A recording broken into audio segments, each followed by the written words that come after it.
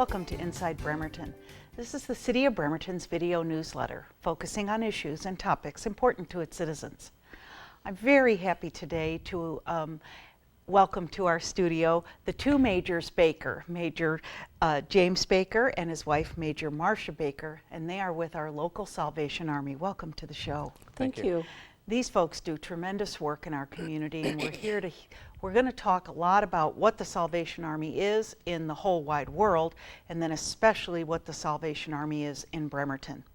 So let's talk a little bit about Major James, we'll call you.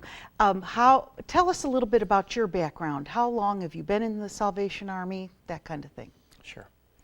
Well, I met the Salvation Army back in 1973. I was hired to work as a camp counselor at our camp south of Puyallup.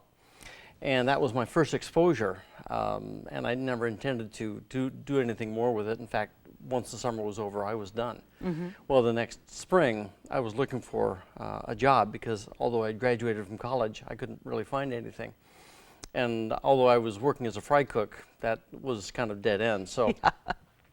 And I kept thinking about the Salvation Army. And I called them up, and they said they had a position for me, and so I decided to take it, and here I am 30-some years later. So you're a Washington native? I am. Wow. Yes. Very good. Yeah, I was born in Walla Walla. Well, that's a whole nother thing, isn't it? And Marcia, how about you? I have been with the Salvation Army, it seems like forever. I was born and raised in Montana, and I was invited to attend the Salvation Army youth activities as a young person, and I never left. I felt when I was in high school, I wanted to be able to give back to people that had so graciously given to me. Uh-huh. And I went into the trainings college, and I've been an officer 36 years. Wow. So how did the two of you meet? Because you are Mr. and Mrs. Baker. We are, yes. Well, there's a lot of details to that, but to make a long story short, we had mutual Salvation Army friends that, in fact, she had served with them in Great Falls and then later in Colorado Springs. I, in 1976, went to a Salvation Army conference in Colorado Springs, and she saw me, but we really didn't meet. But later on, I was assigned to serve with them, and they kept bugging us to correspond with each other. And we finally, after about 6 months, said, okay, we'll send the obligatory letter back and forth. And then it was a second letter, and then it was a phone call, and another phone call. And finally, we got together. And we were married April 9th, 1983. So we've been married a long time. Mm-hmm. Mm-hmm. Congratulations. How long have you been in Bremerton? When did you come to Bremerton? July of 2000, so 10 years. Wow. Awesome. We are going to retire somewhere in the area. We love it here. Yeah. And our kids will probably be situated here. Mm-hmm. How many children do you have? We have two. We have a daughter who is a graduate of Olympic High and is working here, and then our son is a junior at Olympic and will graduate next year. Excellent. They both have birthdays this month. Yes. Uh-huh. Our daughter will be 24 and our son will be 17. Awesome. Wow. Excellent. So let's talk about the Salvation Army. Let's talk first globally. Mm-hmm. Give us a little bit of history. We were talking off camera that this organization has been around since the 1800s. Yes. 1865, William and Catherine Booth founded the Salvation Army.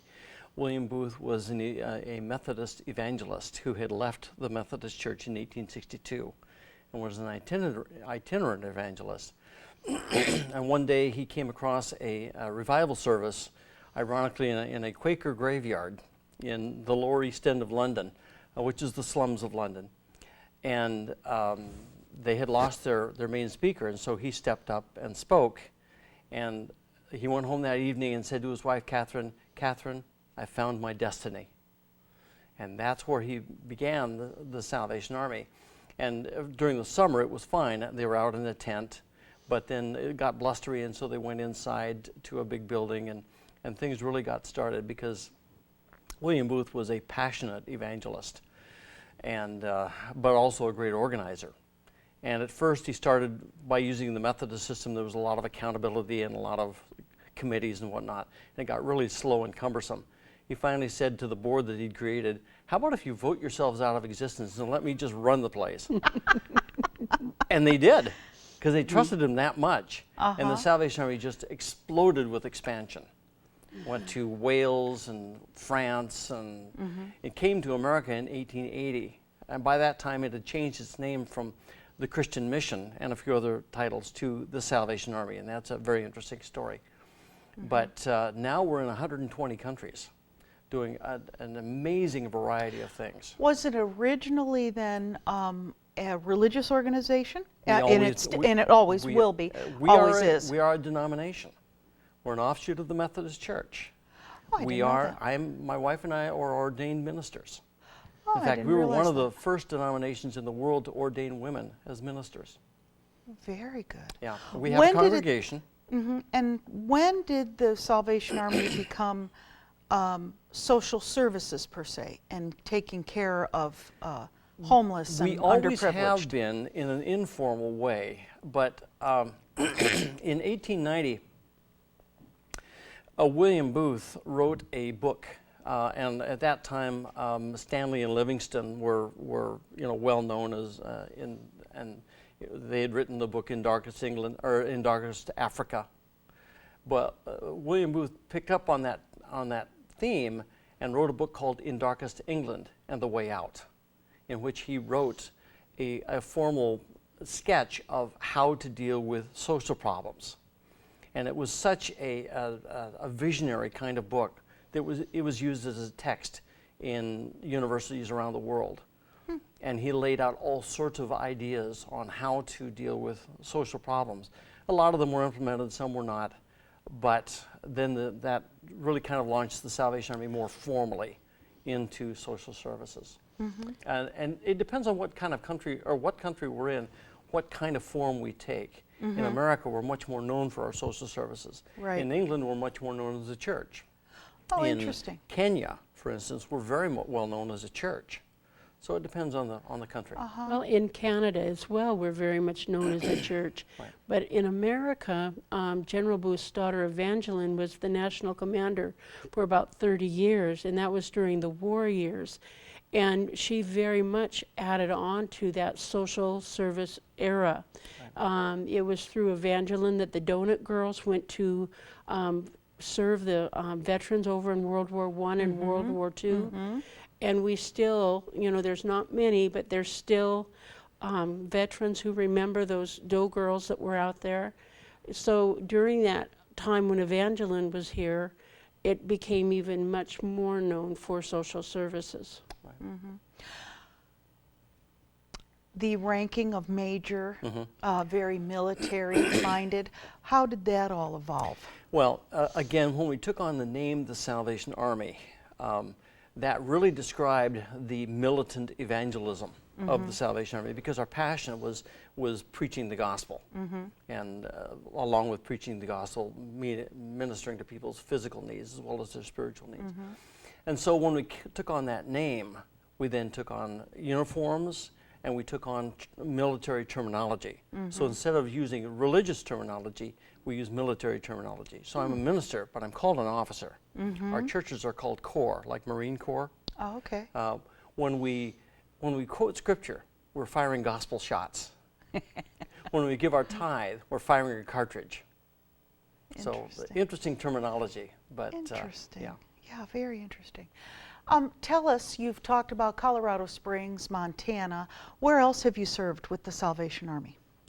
Well, we were, of course, single officers for quite a while. She was a single officer almost 10 years and served in 10 appointments, including Colorado Springs, which was 2.5 years. Yes. So she had a lot of very short appointments for those 10 years. Meanwhile, I had 1-year appointments starting in Santa Barbara, and then in LA, and then I was sent out to San Bernardino, California to start a corps up in Victorville in the high desert. And it was during that time we got married. And then as a married couple, we were sent to Reno for 3 years, Redding, California for 5 years, Bakersfield, California for 3, Helena, Montana for 5, and then here. So we've moved around, and it's again the Methodist system where we get moved periodically. Correct. And a lot, again, like the military, Right. to keep moving and Yes. keep everybody. Right. Right. Number one, keep them together, so you were Yes. always together serving. Well, as a Salvation Army officer, you have to marry a Salvation Army officer Right. because of Oh. the calling and commitment that it takes. And part of that moving, I know other many pastors have wives who work outside the church. We work side by side, pastoring together. And with that comes a commitment where we're kind of considered 24 hours on call. You I know, that bet. if there is a need, you know, that we can serve, then we're there to serve. And I think that if you weren't married to an officer, that would be very difficult. You know, I think it would pull you in too many different directions. Very interesting. So let's talk, when you first came to Bremerton and 10 years ago, your building was on 5th It was Street? where it is now, on 6th. Oh, it was on 6th. Okay, excellent. We've had 3 locations. We've been here since 1920, so we're in our 90th year, and we've only had 3 locations. We were on Burwell, whereas now an upholstery shop. Oh, wow, no kidding. Yeah, between Pacific and Washington. Right. And then we were where the fountain at the convention center is now. Really?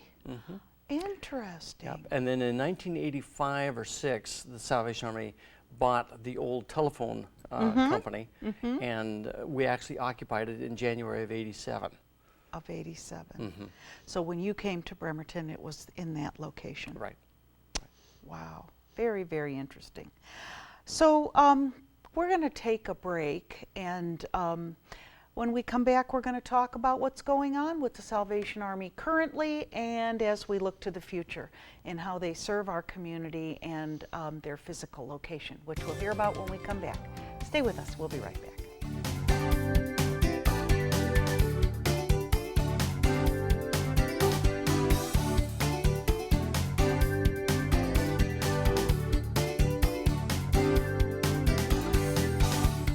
Welcome back to Inside Bremerton. We're talking about the Salvation Army in Bremerton with the 2 Majors Baker, Major James Baker and Major Marcia Baker. And so now we're going to get into the meat of the Bremerton Salvation Army. And Major James, let's talk a little bit first about clientele. Who are you seeing coming in for services? Our clientele really has not changed a lot, even with this economic downturn.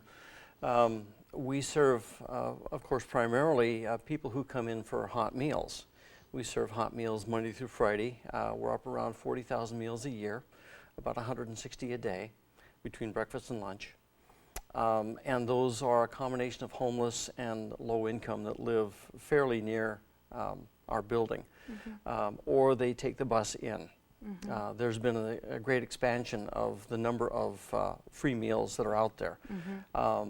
And so some people aren't coming in that used to come in because they can go closer. They can be closer to where they're residing. But we also have a food bank. And we have seen a rise in clients there, especially since we added a Wednesday night food bank about 2.5 years ago.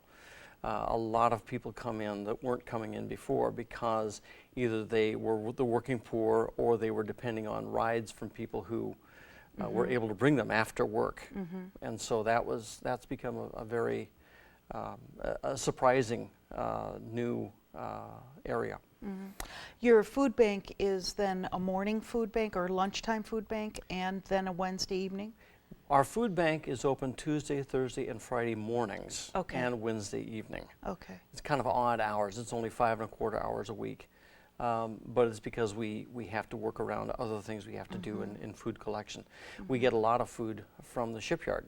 We get all the leftover food Wednesday, Thursday, and Friday, the packaged sandwiches and salads and all of those things. And those are very, very helpful in helping us to have food for our meals.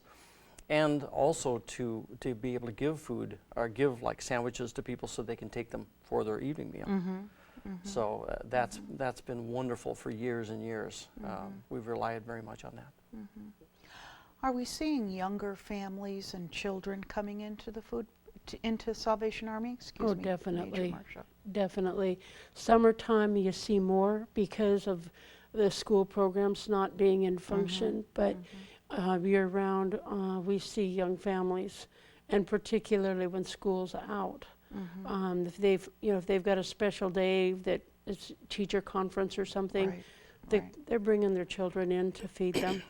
And we're seeing some of those Guatemalan families Yes. coming in now because they're living in downtown Bremerton, and so we see a lot of them with children. Combination of seniors as well, who, a larger number of seniors who just don't have enough to make it through the month. Right. Right. Yeah. Let's talk a little bit more about the services Salvation Army offers. You've talked about the food bank and meals, and then also the religious aspect. You have church services, I'm sure.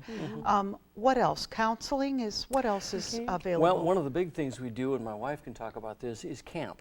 We send a lot of kids to camp every summer, and that's her favorite program. Yeah, It go ahead. is. We send about 100 children actually to camp. In fact, children from the ages of 8 through 16. So if there's folks that are out there that have children, we do offer scholarships. We ask the parents to pay a small amount based on income, but it's an awesome experience for a week at camp. But we also do women's and children's programs throughout the week. We also, provide as much emergency services as people need. It might be a prescription, it might be a utility bill. We do some rent. It's limited because the money is limited with what we get for rent. But anything of a major crisis issue, and if we've got the funds available, we're able to spend it. So. Yeah, and we don't draw lines. We don't No. say, if you're outside of the city of Bremerton, we won't serve you. Excellent. We'll serve all who come to the best of our ability. It's not always possible. In fact, the biggest request we have that we cannot respond to very well is rent. Yeah. but utilities is also a big one. We don't do deposits at all. But yeah, there are some of the large, expensive forms of assistance we just don't have the ability to, and of course it breaks our heart. There's a huge network in Kitsap County. Is it the Consortium of Care? Continuum of Care Coalition. Continuum of Care Coalition. So if you're not able to help an individual, do you refer them to one of the others in the consortium? We're very much networked. We are very much in contact with every other agency that could help clients that we may not be able to. We network with, we're part of the Food Bank Coalition. I think that most of the agencies in town, we all try to help each other. And particularly like with some of the large utility bills, there's not one agency that can take any one of them. So it might be 3 agencies that's helping to pay a utility bill. Excellent. So whether it's housing or whether it's utilities or sometimes even prescriptions. It just depends, we all kind of pool together because there's always those kind of special cases that come in that you want to do whatever you can. Excellent. Well, let's talk about how your building is going to be changing. And this is pretty exciting, and Yes. Let's talk about what the plans are and what's going to change to the look of your building.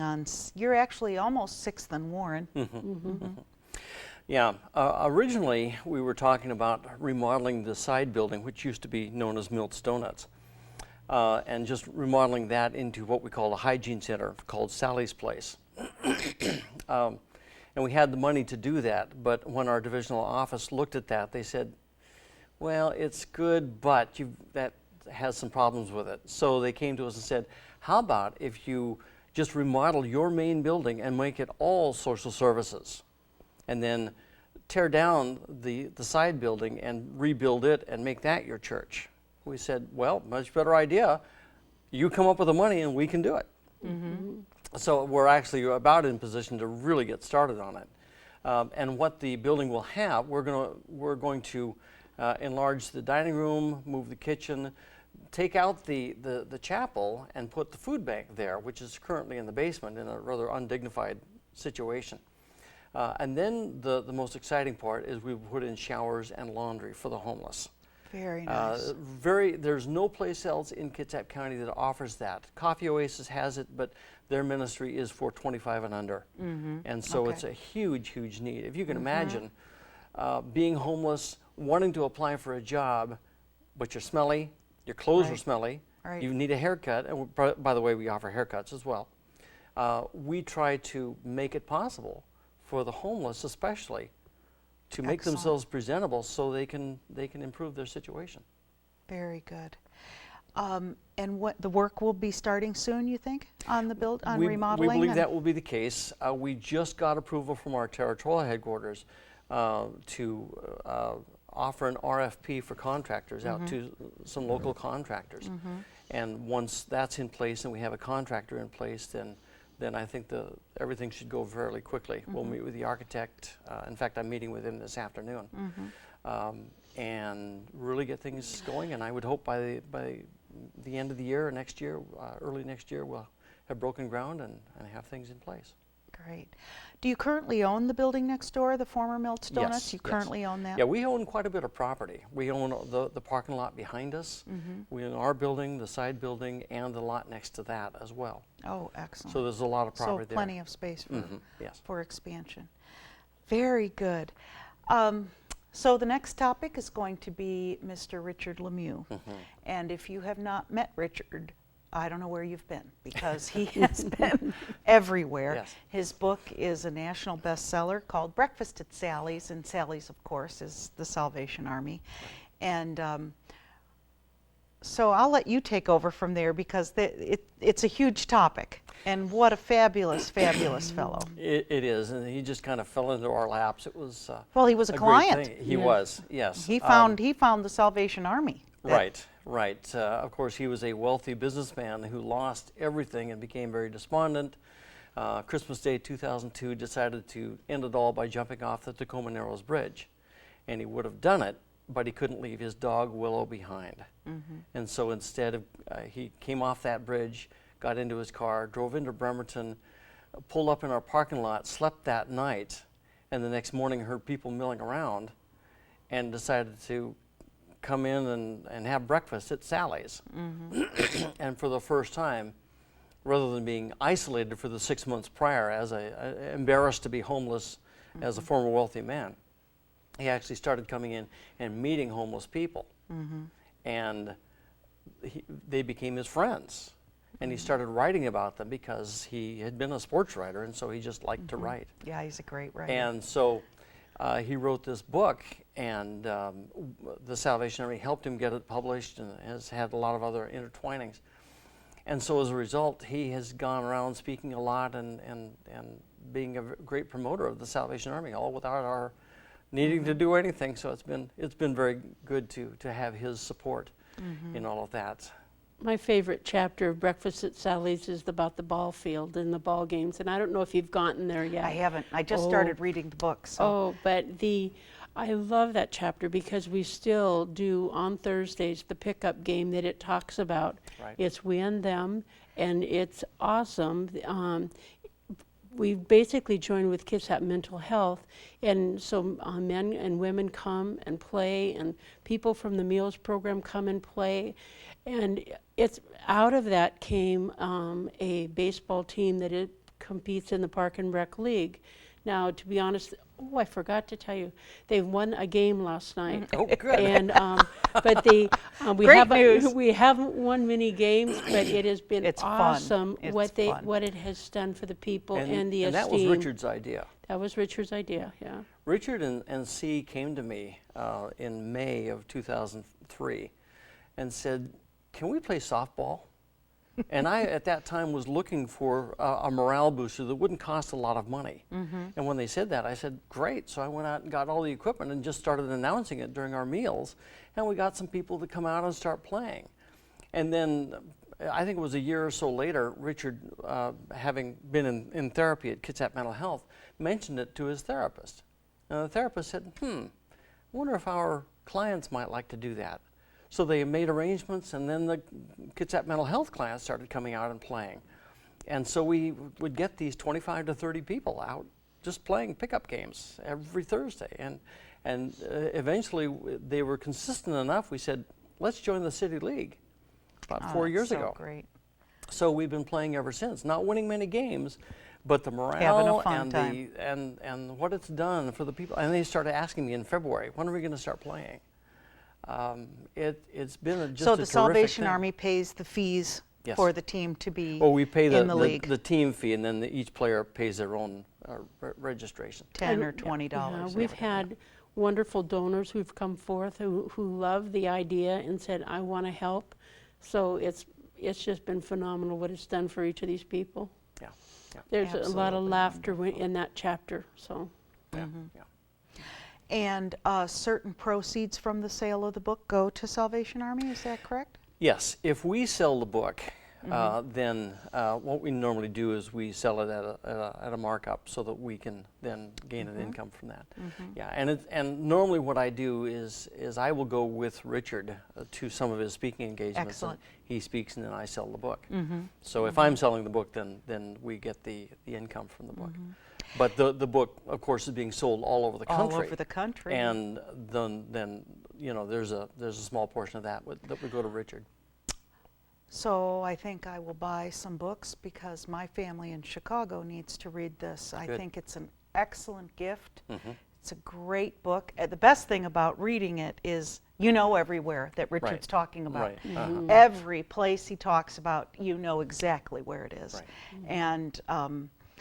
And it really brings to light the homeless situation in our community, but gives it hope. And that's a big word for Richard. It is hope. And the exciting thing about the book is it does two things. First of all, it changes people's mind about the homeless. It totally changes their perspective. But secondly, it motivates many of them to do something about the homeless. Exactly. There are at least 2 homeless shelters back east, one in New York and one in Maine, I read that have been those. started because of the book. So Excellent. it's been great. And Well, that's a just really- to have us be a part of that has been totally unexpected, but certainly a wonderful thing. Good stuff. Yeah. I thank you so much for coming in. I've wanted to chat with the two of you and share information about the Salvation Army in Bremerton. The Salvation Army is located at 832 6th Street in Bremerton, and their phone number is 360-373-5550. Thank you, Majors Baker, so much for your work in our you. community. Thank you, Char. And appreciate it very much. Thanks for joining us inside Bremerton. We'll see you next time.